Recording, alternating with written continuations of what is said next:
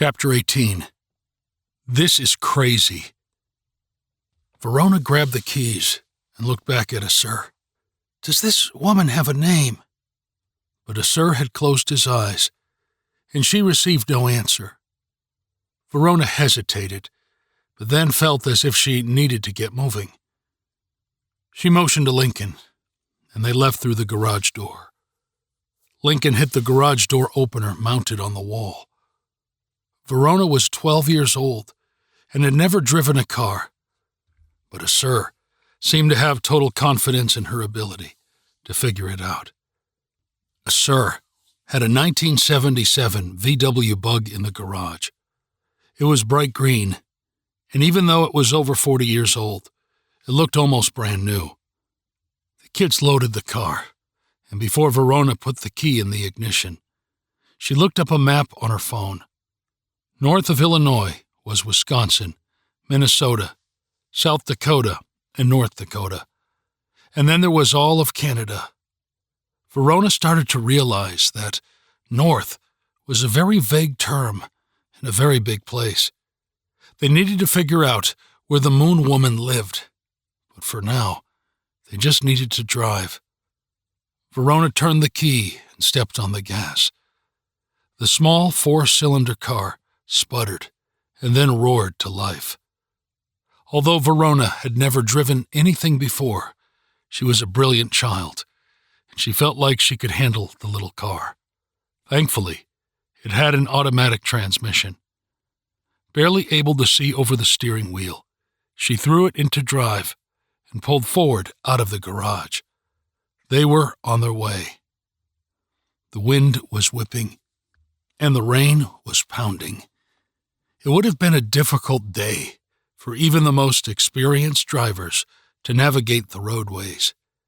Barely able to see through the rain, Verona crept around the roads at a snail's pace, looking for the highway.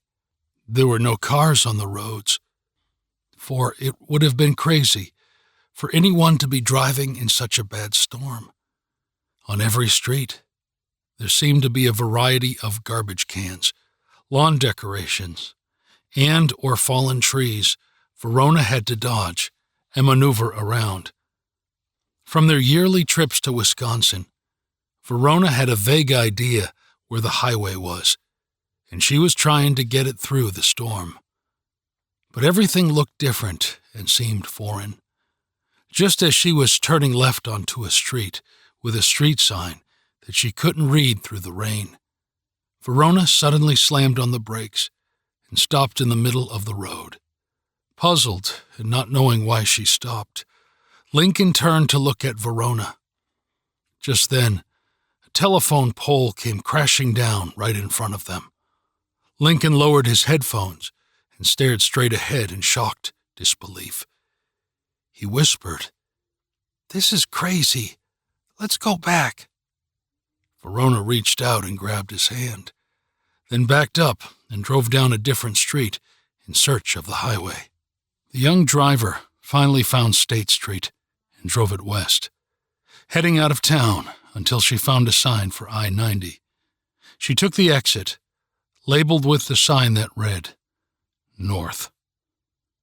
The highways were mainly empty, as Verona and Lincoln consistently drove in and out of violent storms, so powerful that it seemed that at any second, the tiny little car would be blown off the roadway. Somehow, Verona managed to keep going, and after about 3 hours, Verona found a gas station somewhere in Wisconsin.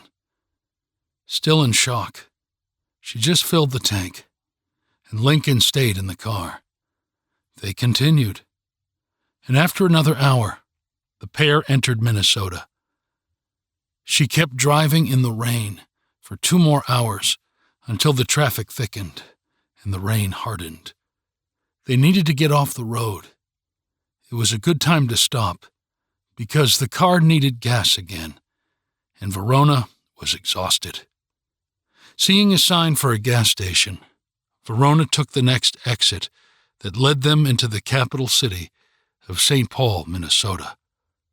Lincoln pointed at a sign for a Shell station. When they pulled into a gas station, it was raining, unlike anything they had seen yet. It was coming down so hard that no matter how fast the wipers were moving on the 40-year-old car, they could not see beyond its tiny windshield. Verona refilled the tank, but instead of getting back on the highway, she pulled around and parked on the side of the station and decided they would run inside to pay for the gas, use the restrooms, get something to eat, and wait for the torrential rains to hopefully let up. Inside the complex, the siblings found the restrooms. Lincoln did not want to leave his sister's side, but reluctantly did after she assured him that she would meet him right outside the doors, leading to the bathrooms as soon as she was done. Just under 2 minutes later, Lincoln was the first to finish. When he exited, he did not see Verona. Lincoln's eyes immediately began to tear, but just 15 seconds later, he saw the familiar wet blonde hair of his big sister exiting the little girl's room. Lincoln quietly wiped his eyes and gave her a little smile. In the complex, there was also a small diner next to the convenience store of the gas station. Verona and Lincoln sat down at one of the tables to dry off and wait out the storm. Soon, a waitress came over and asked if they were going to order anything. They each ordered a hamburger and decided to share one order of fries. They did not know where they were going or how long it would take to find the Moon Woman if they ever found her at all. So, Verona wanted to conserve their funds and spend as little of the $600 as possible. After she ordered, she added, "And 2 glasses of water, please." The waitress jotted the order down on a small notebook, even though it wasn't too complicated. Then she gave the 2 kids a wink before walking back to the kitchen. While they were waiting for their food, Verona felt a buzz emanating from her pocket. At first, the young girl was puzzled, but soon she realized that she was getting a phone call. She had only recently gotten her first cell phone, and she was still unfamiliar with it. Thinking it might be a sir, Verona excitedly answered, "Hello?" "Hi, sweetie, it's Aunt Kara." Trying not to sound too disappointed, Verona said loud enough for Lincoln to hear, "Oh, hi, Aunt Kara." Aunt Kara did most of the talking. "This weather is crazy. I don't know when it will calm down enough to safely come over. Are you and Lincoln all right?" Verona quickly lied. "Yes, we're fine. Besides, we have a sir. In fact, it would be silly for you to make the trip at all. A sir can watch us.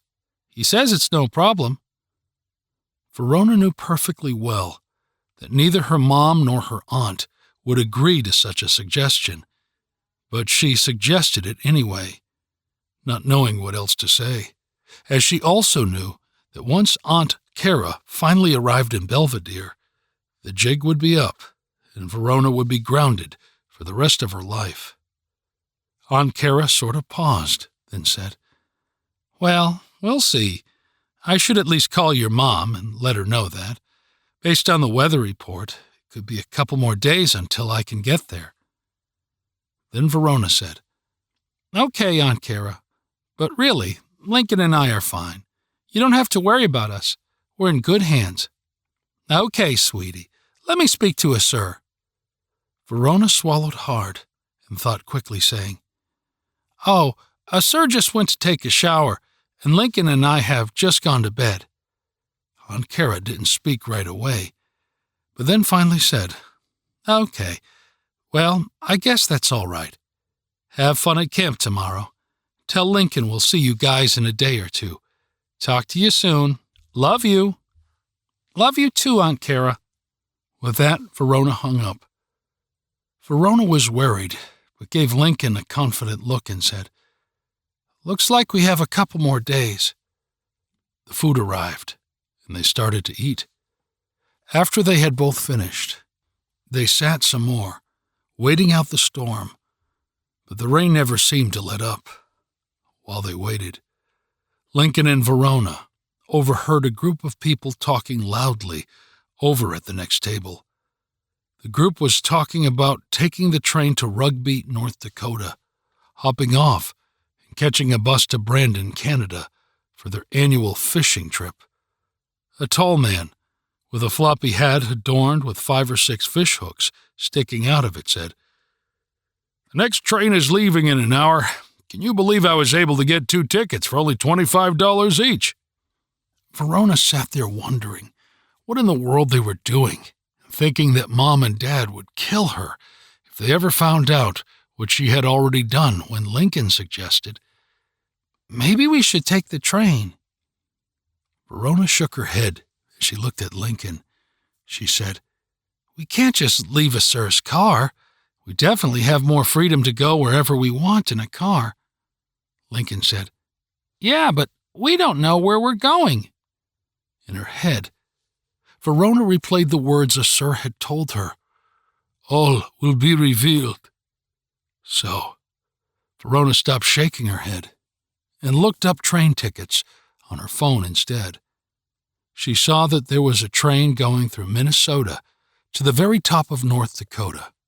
From there, she now knew there was a bus that could take them into Canada if needed. If they couldn't find the Moon Woman in any of those places, they never would.